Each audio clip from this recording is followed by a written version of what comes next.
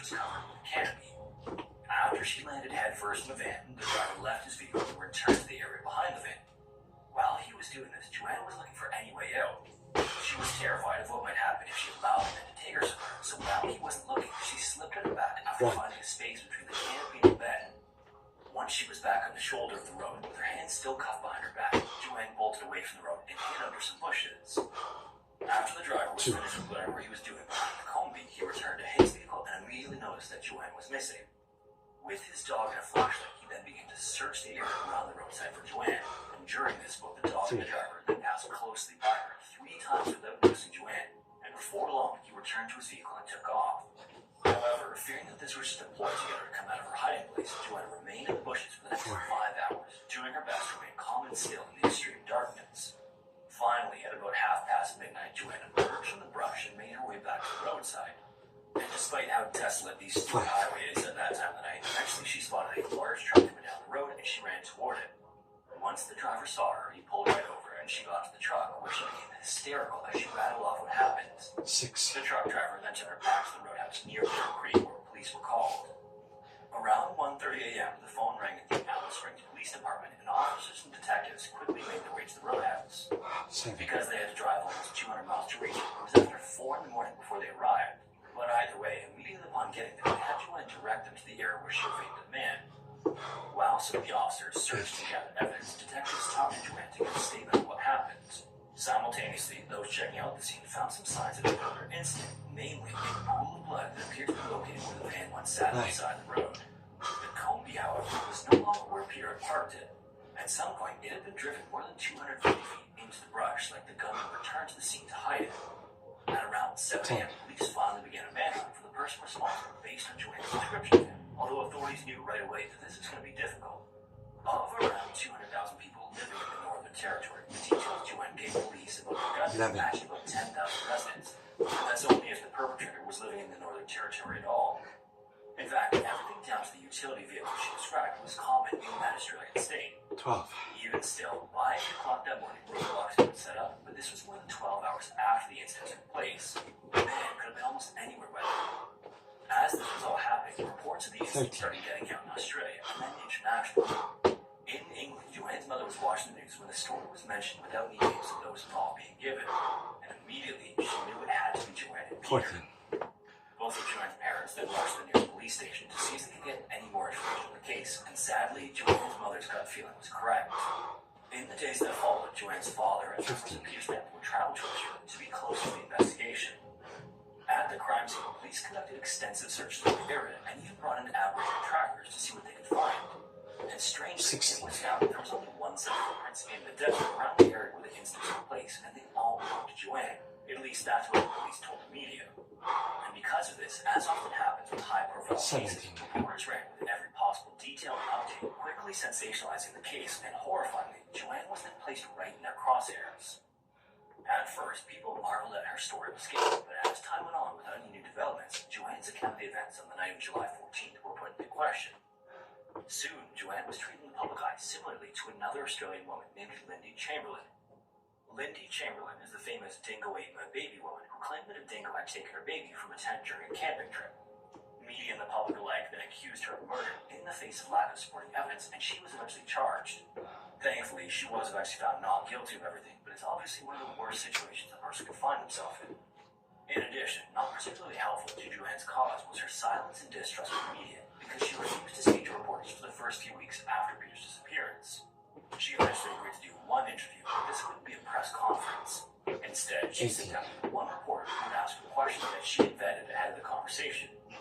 And unfortunately, even with that being the case, Joanne answered just 3 of the 14 approved questions. Speculation ran rampant afterward, and people began to question how the man's dog didn't find her, why there was only one set of footprints, and how her description of the truck was unlikely. In truth, however, Joanne said that the man's dog was either red or blue heeler, which is not a breed known for its sniffing capabilities. As far as the tracks go, police maintained that there was only one set of footprints, but when one of the Aboriginal trackers was interviewed, he told reporters that they also found the man's footprints, backing up Joanne's claims. Her story of being shoved into the back bed of the van through the forward cabin owner remained in doubt for a while because this wasn't a common feature of trucks.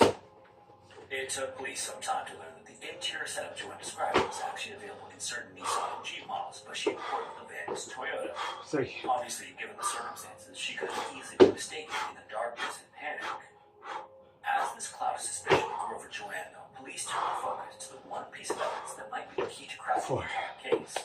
On the shirt Joanne was wearing that night was a spot of blood that didn't belong to her or Peter. A cross-check of this DNA profile was then done, but no match was found, so police had to rely on old-fashioned methods to narrow down the suspects. 25. They then started with owners of vehicles that matched Joanne's statements and also 36 different men who were reported by anonymous callers. During this part of the investigation, police came across a man named Bradley John Murdoch, who only loosely seemed to fit Joanne's physical description of the man. He was Caucasian and in his early 40s, but not much else matched him, and so, after questioning, he was released without a DNA sample being taken. Interestingly, though, Bradley wasn't exactly a law-abiding citizen. He was known to be a drug lord and often traveled the Stewart Highway, but the most alarming detail from his past was an earlier charge of kidnapping. In a separate investigation, when police caught one of Bradley's drug-related accomplices, the man would go on to claim that it was Bradley who perpetrated the crime on the side of the Stewart Highway. Police then got a DNA sample from Bradley's brother, and comparing it to the profile obtained from the blood of Joanne's shirt, police were certain they had found the gunman. Bradley was then arrested and arraigned on multiple charges, including Peter's murder. 25. He would plead not guilty on October 17, 2005. His trial got underway in Darwin before the Supreme Court.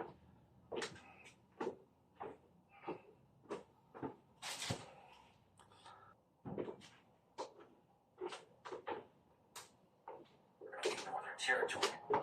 As the trial wore on, the prosecution's case was damning for Bradley. Joanne testified and identified Bradley as the man, but what was ultimately the deciding factor was the DNA evidence. Traces of his DNA were found on the homemade handcuffs used on Joanne's wrists, and that spot of blood on her t-shirt was confirmed to be Bradley's. In response, the defense argued that the DNA evidence was contaminated, and while there were some samples that were proved to be corrupted, the blood on Joanne's shirt was not. To explain this, the defense claimed that the blood transfer occurred when both Cotto and Bradley were at the Roadhouse at the same time. Bradley said that he had stopped in the same restaurant to get chicken for him and his dog, but when he was jailed, he had to have a specialty diet devoid of chicken because he was so allergic to it. And this obviously contradicted the story about that night in July of 2001. 4. In the end, the trial would go on to last 2 months before the case was handed over to the jury, but deliberations took just 8 hours. Bradley was unanimously found guilty and sentenced to life in prison with a non-parole period of 28 years. He has maintained his innocence since his conviction, and thus has refused to tell authorities where Peter is. As of this video, Peter's body is still missing. 6. If you've made it this far, thanks so much for watching. If you want to listen to the audio-only version of these videos, you can listen wherever you listen to podcasts. If you want to support the channel, consider joining Patreon or becoming a channel member on YouTube. Also, if you have a story suggestion, feel free to submit it to the form found in the description. Anyways, thanks again, and hopefully I will see you in the next one. 8.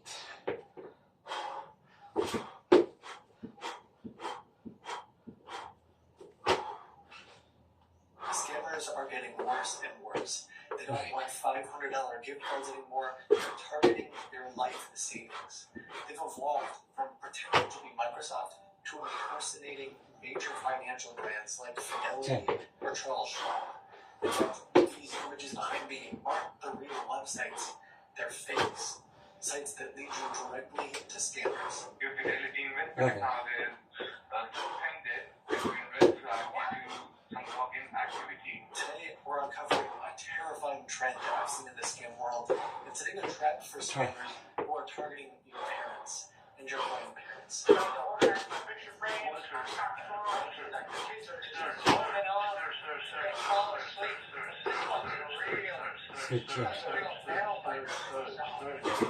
scam starts on Google or Bing. Magic Grandma types in Charles Schwab retirement login. And this link pops up. 14. Now, this link that exists today while I'm recording this is a fraudulent page. And when you try to log in, they don't just steal your username and password, they give you an error message claiming that you need to call a 1-800 number because your account is suspended. And these scammers are paying to have these calls directed to them. 16. If I refresh this page throughout the day, the number changes, and each time I call, it goes to a different scam call center. They are literally selling leads on Telegram to scam calls. 17. And why would you pay for these calls? This is a $500 Google Play card you're stealing. This isn't someone's checking account. This is everything that they have. You've 18. worked your entire life putting money into a 401k retirement account in something like Charles Schwab or Fidelity. And now these scammers are using the fear of losing 19. that to trick you into listening to their lies. First of all, I will request you to please try to log in into your account. They guide you step by step to get full access to your computer and liquidate your entire investment account. But you can watch, he's just snooping around my bank. It's called a safeguard account, and I will help you move the funds to that safeguard account. We need to put a stop to this. And in today's video, I'm going to shut down these two scammers and set up a trap for future scammers trying tactics like this. And I'm going to need your help. Can you hear me? Mr. Rashford, Mr. Rashford, can you hear me? Hello? Yeah? Don't tell them anything. How would you rate your experience today? Is that good? Or was that good or bad? Was it a good or bad experience for you? Today's video is sponsored by Starforge Systems. Maybe you're a developer like me who needs a serious computer and isn't concerned about the RBG lights and all the gaming accessories. The new line of Explorer products are for you.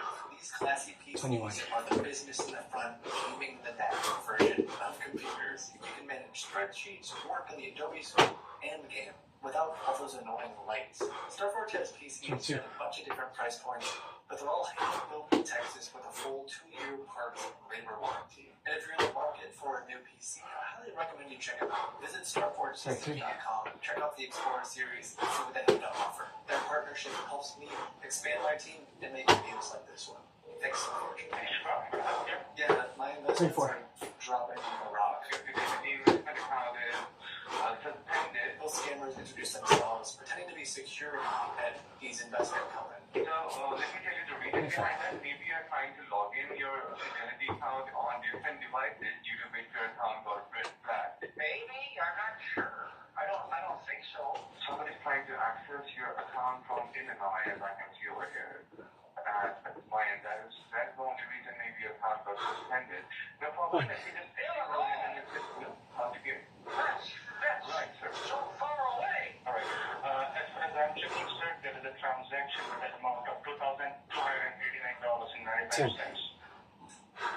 That dated day. Okay, I didn't do that. I didn't do that at all. Not at all. Making me nervous here. I completely understand that, sir, but don't worry. Till the time I'm here with you, 20. nothing's going to happen. I'll make sure that everything is safe and secure for you. It's just that's my retirement account. Okay, I'm going to guide you how to get connected on the Fidelity Secure server. Once we will be connected, we will be able to figure out and rectify the problem for you, and we will be able to make sure that the device you're using is totally verified.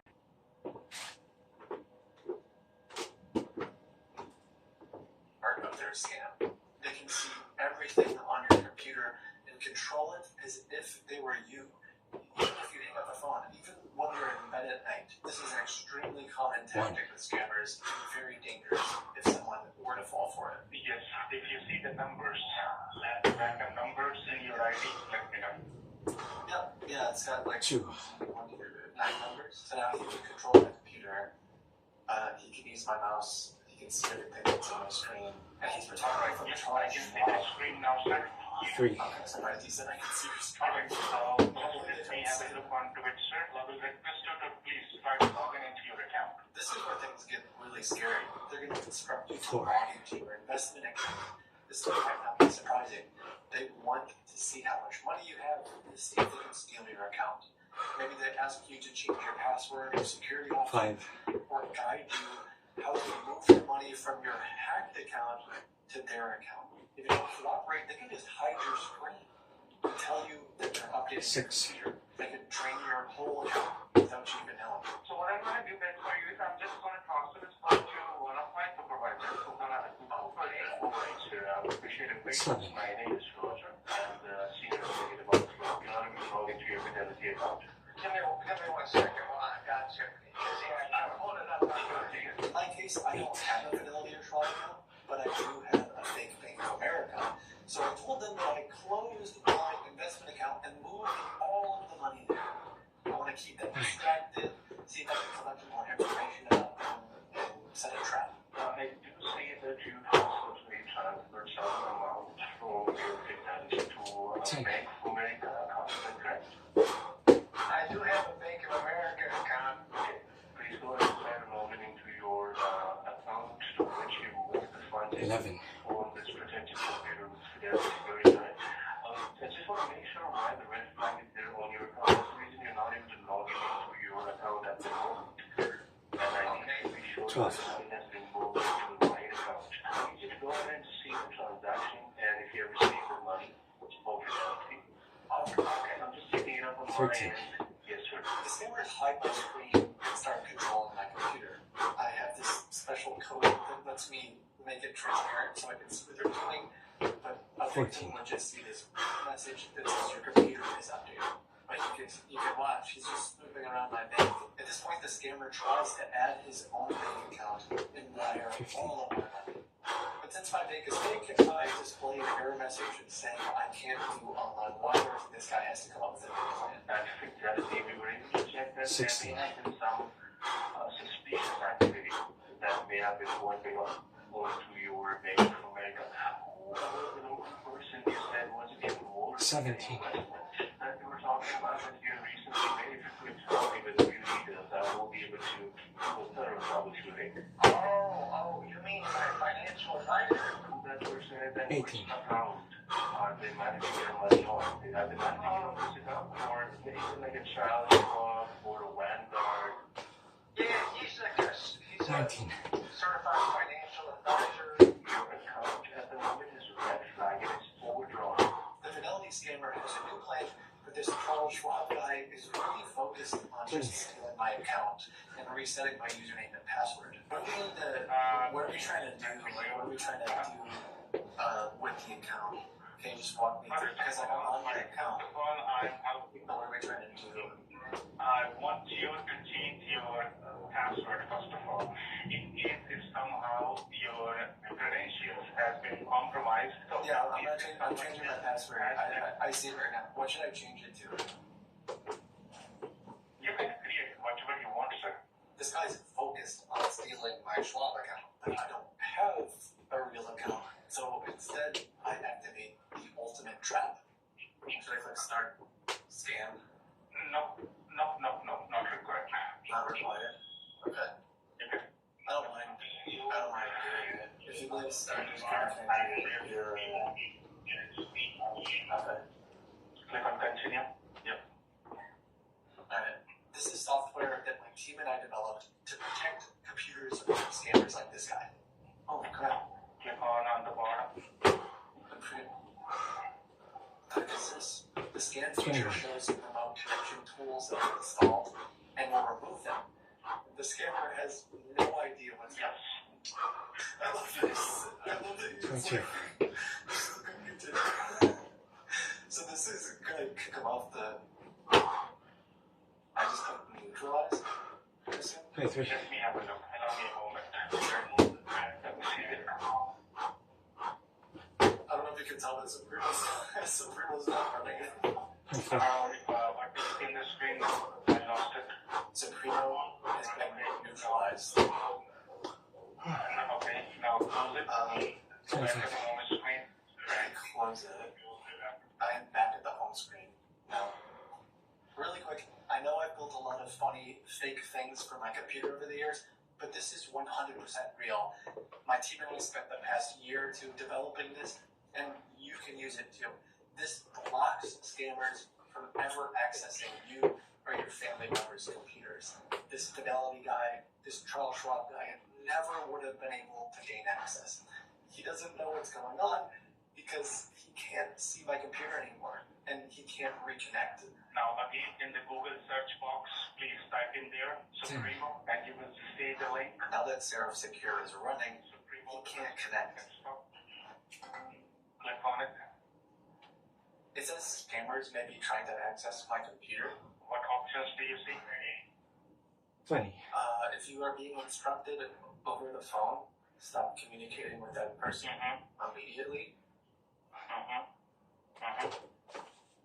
Any options in the bottom to continue or cancel or something? I mean, I think it looks like I might be able to cancel it, but why does it say scammers are trying to access my computer? It's part of the beef gristle mill. I don't think anybody on the board really knows where there's a beef gristle mill. It's a real popular mill. Not that popular. We don't know where to go.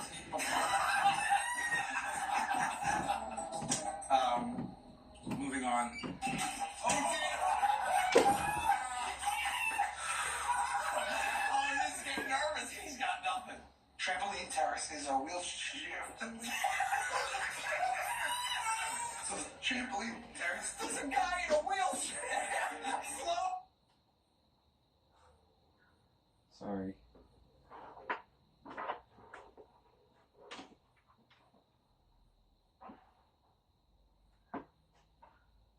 In today's video, we're going to take a look at the many controversies surrounding this Magic the Gathering promo card that broke the game. Hey, it's Nikachu, introducing Nexus of Fate. It's a 7-mana blue instant. Take an extra turn after this one. If Nexus of Fate would be put into a graveyard from anywhere, reveal Nexus of Fate and shuffle it into its owner's library instead. Now, where do I even begin with this card? Let's start off with the fact that taking an extra turn is one of the most powerful effects in the game. Time Warp also takes an extra turn for 5 mana, but is a one-and-done card. Nexus of Fate goes right back into your deck, giving you a chance to draw it again. But that couldn't possibly be worth playing for 7 mana, could it? Could it? We've got Hunter Cochran facing off against David Williamson.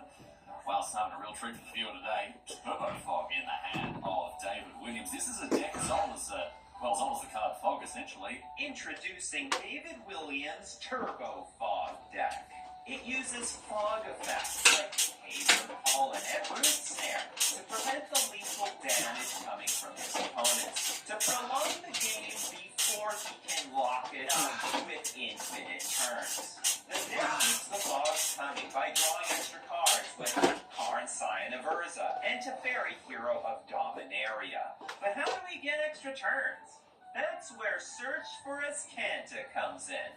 When you have 7 or more cards in your graveyard, it flips into the land Azcanta the Sunken Ruin, which has the activated ability of tapping it with 3 mana to look at the top 4 cards of your library, putting non-creature, non-land card into your hand. So it can find more fog effects, but can also dig for that Nexus of Fate. One of the most insane interactions you can have with Teferi, and again in all formats, is the interaction with Azcanta the Sunken Ruin. You can draw the card from Teferi, activate your Sunken Ruin, get another card, and then untap it with the Teferi as well. So you're effectively drawing 4 cards per turn cycle. With 4 Nexus of Fate in the deck, there's a point the deck gets small enough that David is guaranteed to draw a Nexus every single turn, and turn his opponent Hunter into a permanent spectator in their own match. So how do we even win with this deck? The answer, we're going to start by ultimating the Teferi, Hero of Dominaria. You get an emblem with, whenever you draw a card, exile target permanent an opponent controls. And with infinite turns, infinite card draw. Once we've exiled our opponent's board, we can use the -2 ability on Karn, Scion of Urza to make construct creature tokens to help win us the game. So Hunter scoops it up, and if we time-lapse their second game, Hunter Cochran is sitting there doing nothing, but watching his board get picked apart turn after turn by the Teferi emblem. Stop, he's already dead. This is such a soul-sucking strategy to play against. It's like a combo deck that never combos off. Every turn, Nexus of Fate, Nexus of Fate, Nexus of Fate, Nexus of Fate. What is this, Groundhog Day? The deck was so powerful it was also played in the hands of Yang Wing Chun, who is up against Shahar Shenhar on an Esper control deck, which plays Duress to look at Yam's hand to take a card from it. Yam reveals his hand and what the hell is that? Are those proxies? On the Pro Tour, what's going on here? 14. Nexus of Fate was released on July 12, 2018, as an exclusive foil buy-a-box promo for purchasing a booster box of M19. Buy a box of Magic cards, get a free promo. But when I mean this card is an exclusive foil, I mean it only exists in foil form. Foils are the shiny collectible versions of regular cardboard Magic cards. But the thing about foils is that they can curl from the humidity level in the air. That's a problem because foils can stand out when stacked up against regular cardboard Magic the Gathering cards. And in a tournament, that's illegal. You can go straight to jail for something like that. Getting back to Yam's game, it looks like he got approval from the judges to play with proxies that would stand in for his 60. Nexus of Fate so that he wouldn't be playing with a marked deck. But holy crap, this looks ridiculous. Here we have the highest stakes Magic the Gathering tournament, streamed officially by Wizards of the Coast, and it's perfectly fine to craft cards with a basic mount and a Sharpie. In fact, the last time we saw Sharpie proxies was 25 years ago, back when decks had to be unsleeved on camera to avoid glare, so damaged cards had to be replaced with basic lands and a Sharpie. To make matters worse, this Turbo Fog deck got so popular that it was one of the tier decks to beat. Judges had to issue even more proxies in tournaments, all because Wizards insisted that this one-of-a-kind promo had to be in foil. While Nexus of Fate was an exclusive buy-a-box foil, it wasn't the first of its kind. Originally, there was Fire Song and Sun Speaker, which was the foil buy-a-box promo for the Dominaria set. It too was a tournament legal card, but fortunately was too weak to see actual competitive play. So would Wizards intentionally power down these cards to make them unplayable? Or was this a ticking time bomb waiting to explode? Well, the next promo card was Nexus of Fate. Well, that didn't take long. Can Wizards go one set without breaking something? Even though it was an entire 2 mana above the traditional Time War, the fact that it could be looped over and over and over again completely made up for it. Control decks in Magic had no problem getting to 7 lands. And he has a white source. He's got that irrigated farmland. Yeah, he did. Yeah. That's just a fan. And Shahar's gotta be like, really? Come on! 3 in a row? How many do you have?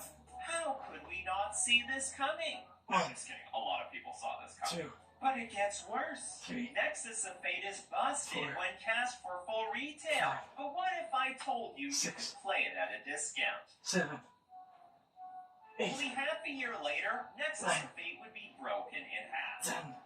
Again. On January 25th, 2019, the Magic set, Ravnica Allegiance, would be released, and with it, the most devastating upgrade possible. Wilderness Reclamation. For 4 mana, it's a very unique enchantment.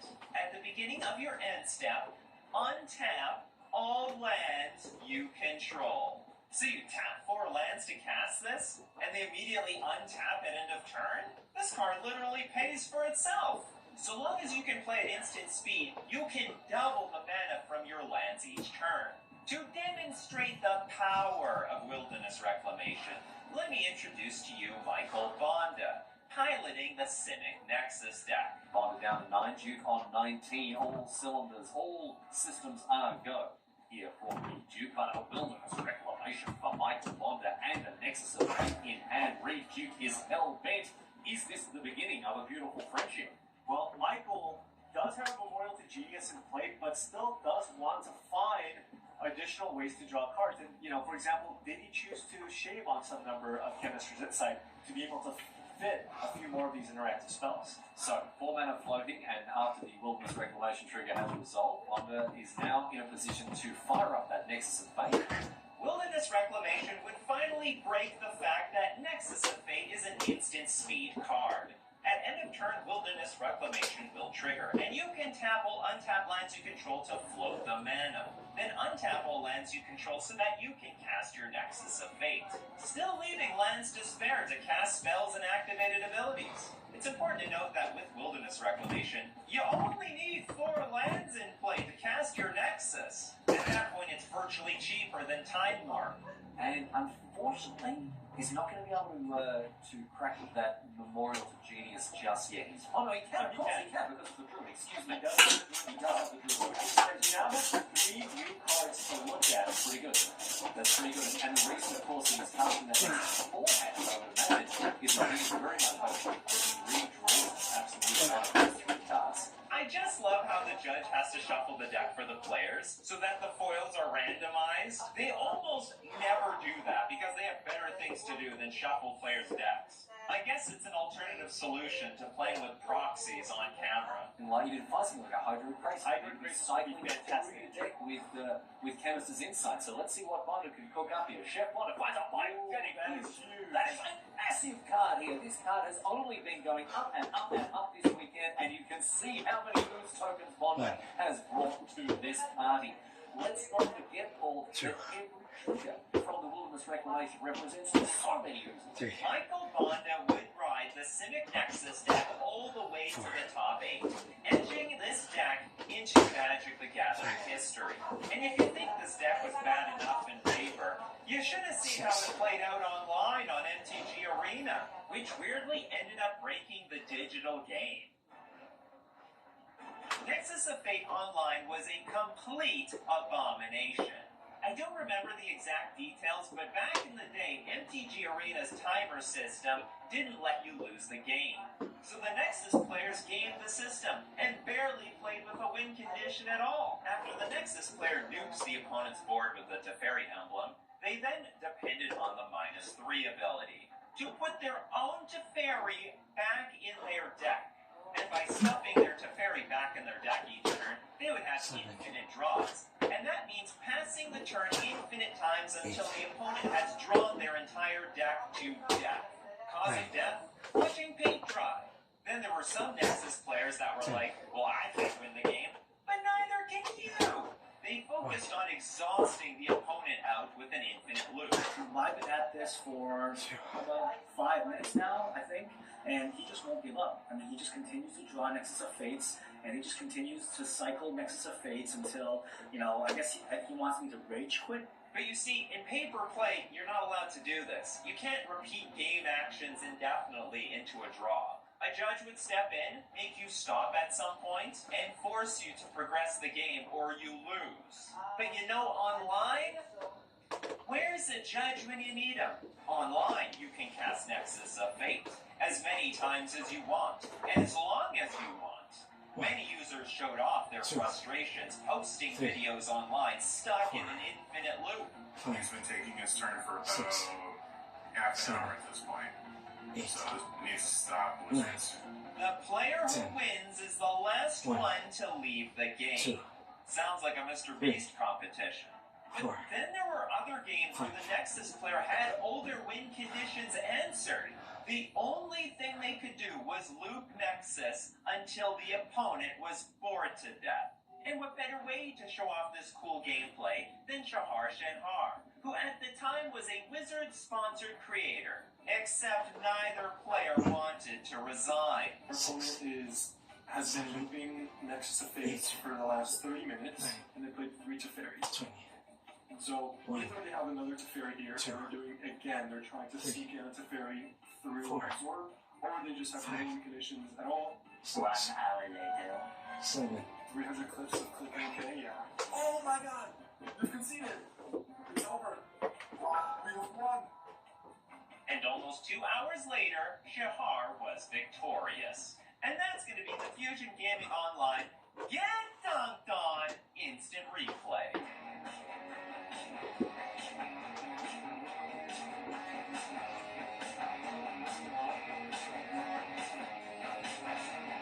And if you think that was bad, Ali Eldrazi also got trapped in a Nexus loop on stream that got the opponent banned for 24 hours.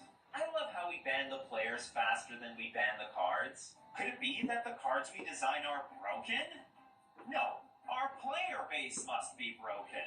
But eventually, Wizards of the Coast had to bite the bullet and face reality.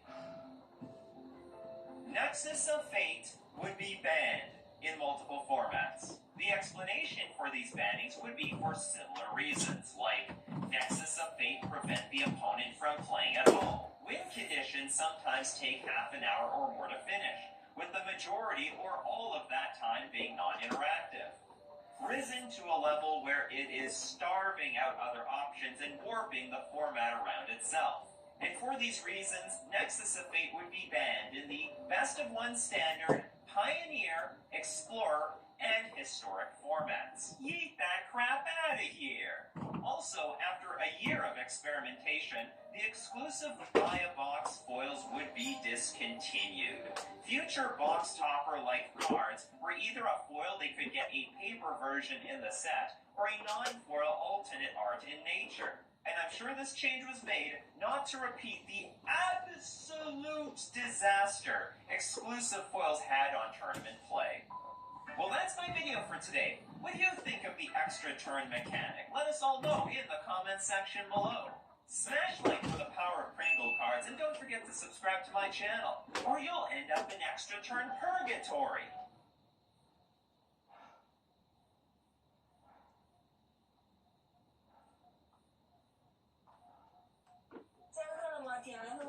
I ordered takeout from Ellie.me, and there were so many maggots in it.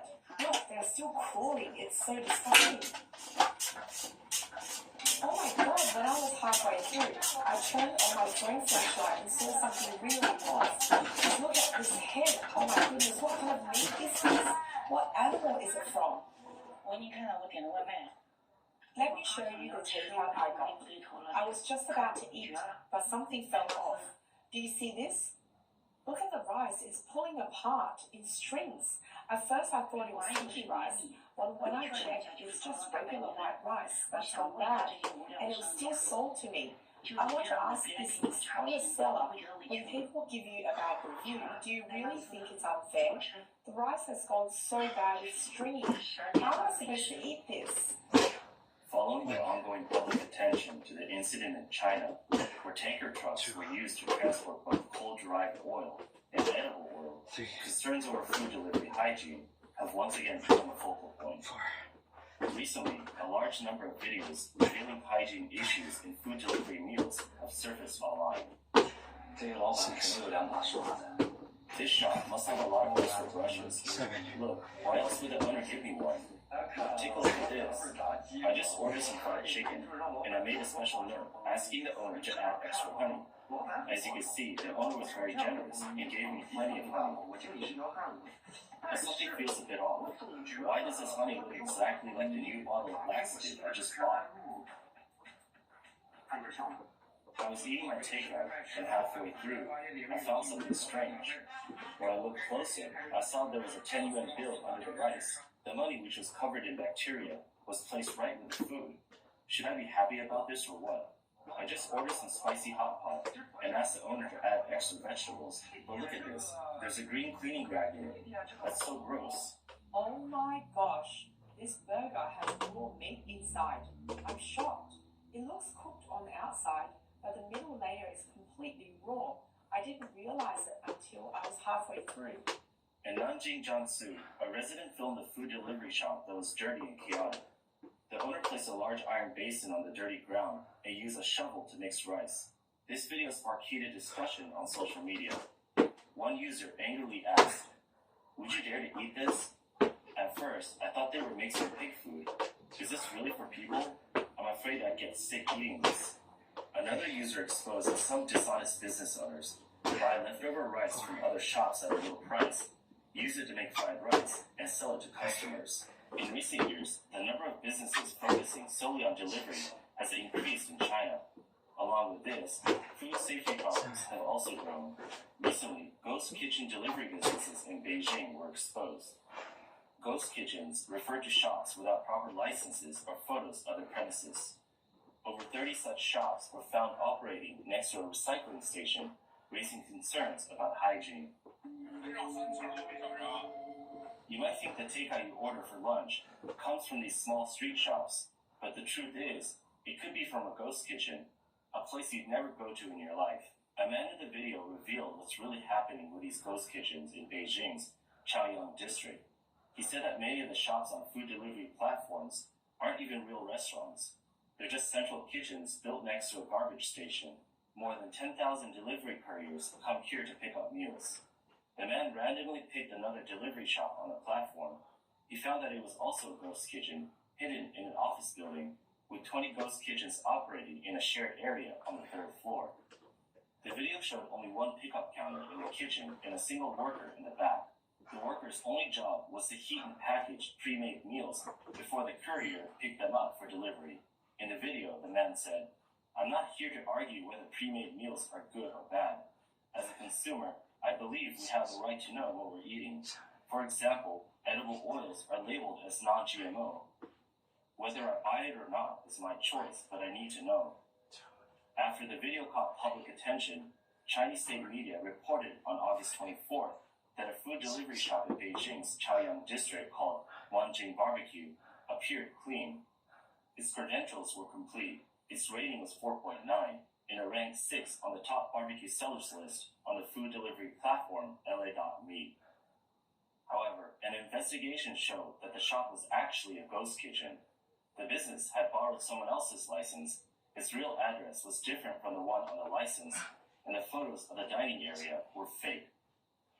Reports reveal that in Chaoyang district, a business called Real Scene Kitchen operates right next to a recycling station. Over 30 delivery shops use the same food court license to run their businesses. The poor hygiene conditions are problematic.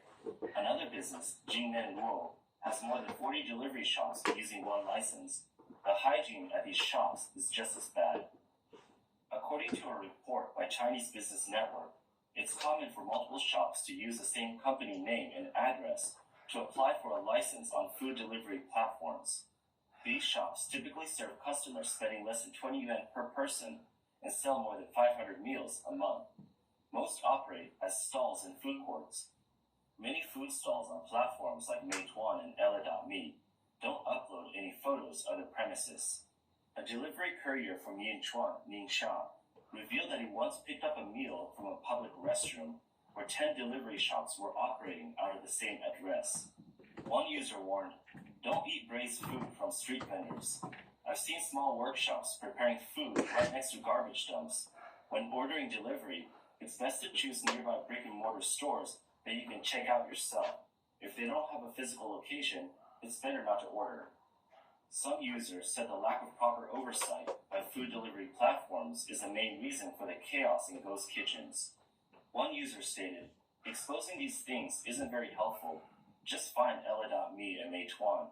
If the fines are high enough, the platforms will enforce stricter self-audits."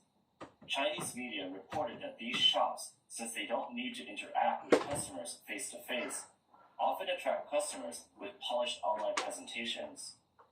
A report on a spicy stir-fry shop in northern China showed a kitchen floor covered in grease. The chef stood on cardboard while working, and the countertops were also greasy. The small room was filled with a strong smell of fried chili peppers. In the neighboring shop, the same conditions were found. Regulatory authorities noted that sticky floors and sticky tables were common complaints in ghost kitchens. Without dine-in services, the biggest issue with these shops is poor hygiene. Customers can't see what's happening in the kitchen, so these shops care less about keeping things clean. Hygiene problems aren't limited to inside the shops. Outside, trash is often discarded carelessly, and grease is everywhere. Some shops have to use sodium hydroxide regularly to maintain basic hygiene. In some shops, ingredients are just left on the floor. Food safety regulations require ingredients to be placed on shelves at least 10 centimeters above the ground to prevent rodents. Many shops store their ingredients directly on the floor. In some cases, the space is so cramped that piles of ingredients block the delivery couriers from picking up orders. Many social media users shared similar concerns. Some said entire streets of delivery-only shops were filthy and so dirty. After seeing it, I've lost the desire to order delivery. Some delivery-only shops also engage in deceptive practices. According to reports, a reporter asked the shop owner about difficulties placing an order. The owner redirected the reporter to a different online shop with a different name, saying they were the same business. Along with customer complaints about dirty food deliveries, some conscientious delivery couriers have warned customers not to eat from certain shops due to unsanitary conditions. On September 5th, a delivery courier in Zhangjiang City, Guangdong, exposed the poor hygiene at a chicken soup shop in Shashan district. He found that the chicken was being stored and processed in the restroom. The courier who exposed the situation posted on social media. He said most customers at this chicken soup shop were hospital patients, and his conscience couldn't let him stay silent. He informed the patients about the situation, saying, "It's not nutritious or hygienic. It's better to order from restaurants where you've eaten in person. Even if you're busy, don't forget to eat well. I suggest you don't eat from that place. I picked up a delivery there, and the hygiene conditions were terrible. It felt so dirty. There were maggots with wings on the barbecue. It was disgusting. In addition to takeout-only shops, dine-in restaurants, including popular social media spots, also have food safety risks. One example is the internet-famous restaurant chain, Ben Luo. In January this year, a customer posted online, saying that while dining at the Ben Luo restaurant in Shenzhen, they saw an employee collecting leftover rice from several tables and putting it back into the rice cooker to serve new customers. The restaurant responded, confirming the customer's recollection, but claimed it was an employee mistake. They explained that leftover rice is usually collected for staff to eat, but this time the employee mistakenly put the rice back into the pot meant for customers. The restaurant assured people that the rice was clean and recycling it for staff was a way to avoid waste. But online users questioned the practice, saying, even if it's for the staff, they shouldn't be eating leftover rice. How do you know it wasn't contaminated by customers? Social media shows that as early as 2021, similar